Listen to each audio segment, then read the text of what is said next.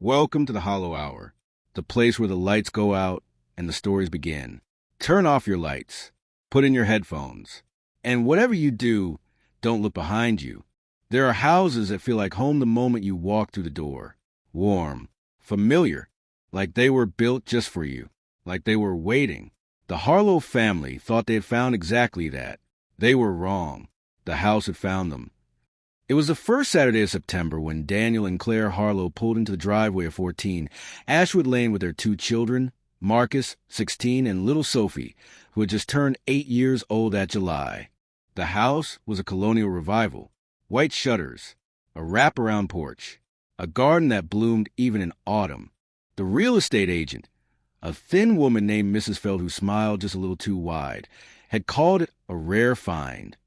A house with character. History. So, Daniel had squeezed Claire's hand when they first saw it. "It feels like it's ours already," he'd said.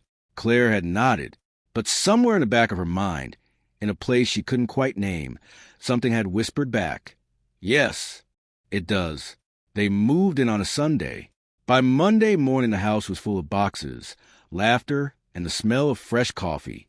Sophie ran from room to room naming each one like they were characters in a story.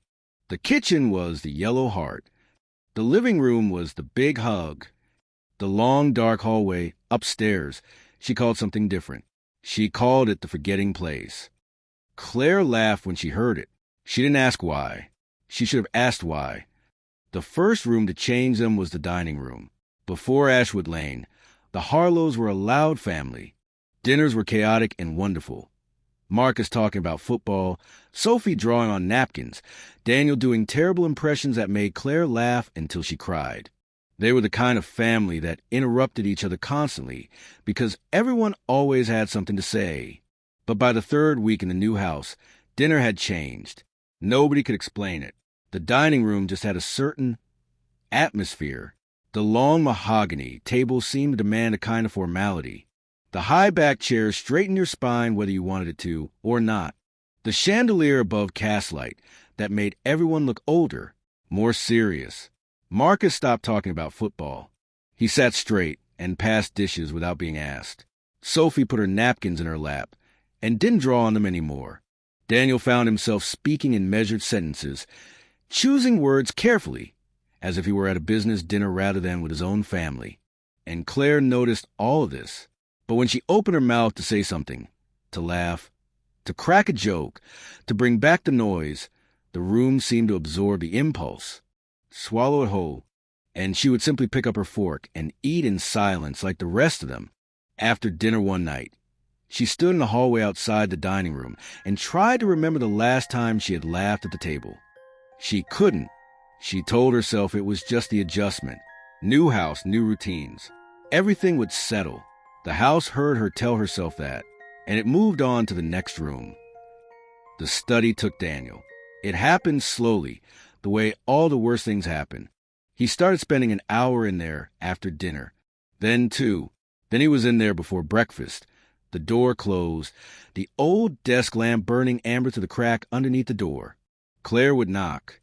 "Just finishing something," he'd say.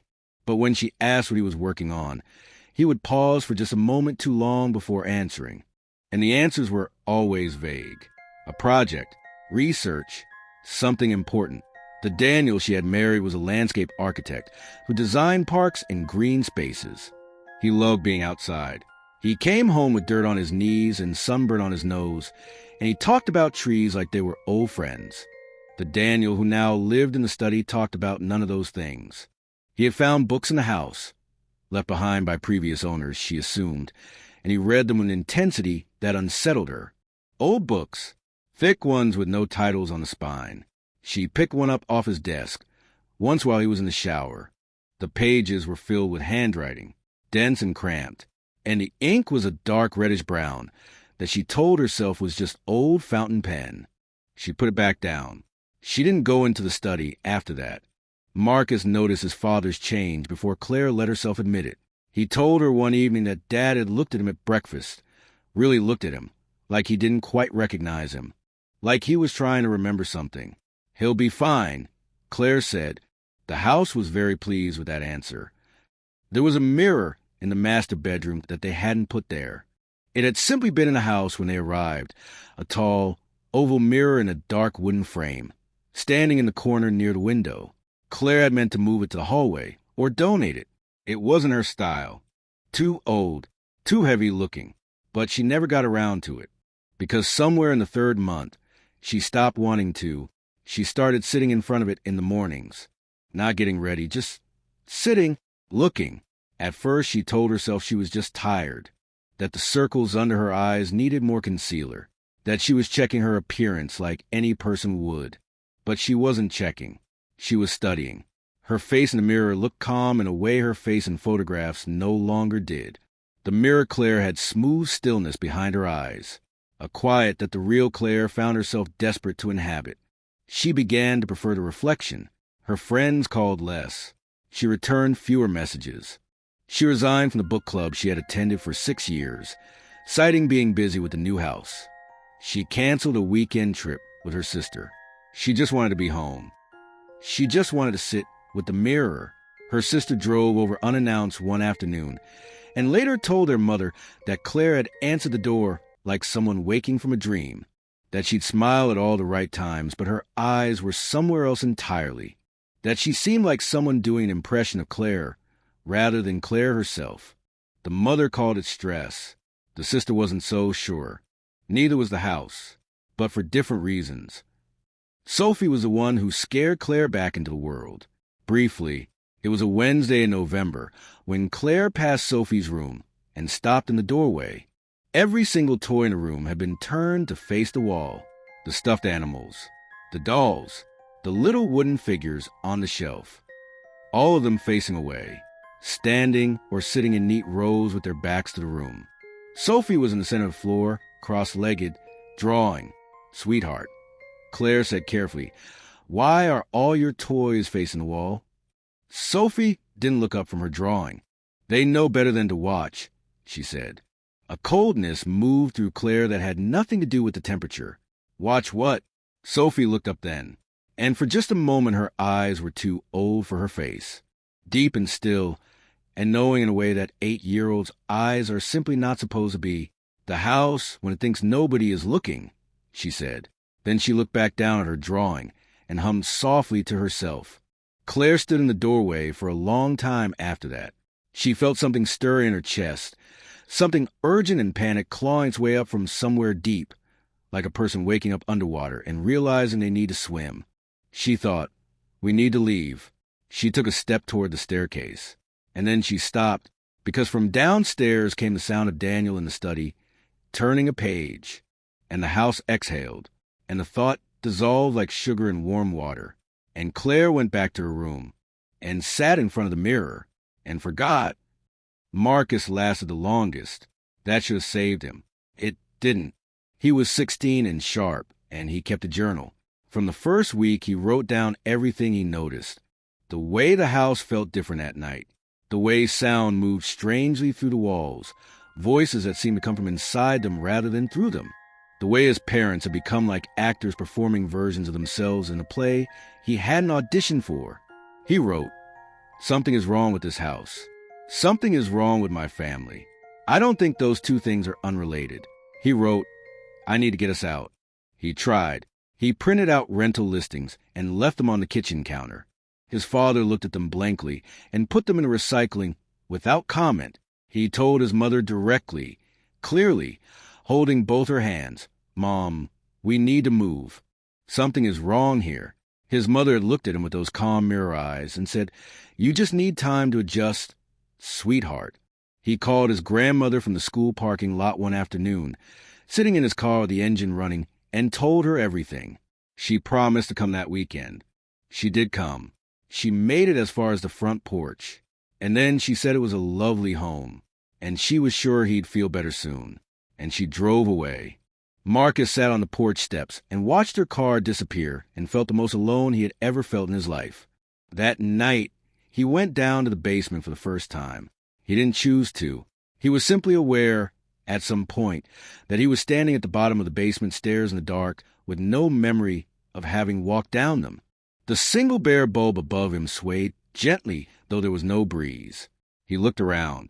On the wall, scratched into the concrete, were names, dozens of them. Families, he realized, previous owners. Each name scratched at a different height, a different depth, as if done in different states of urgency. Some were neat, some were frantic. The most recent ones were barely legible, carved with something sharp and desperate. At the bottom of the list, the most recent of all, someone had carved 4 words and stopped mid-sentence, as if they had simply ceased to exist while writing. The 4 words were, "We forgot who we." Marcus stood there reading those words for a very long time.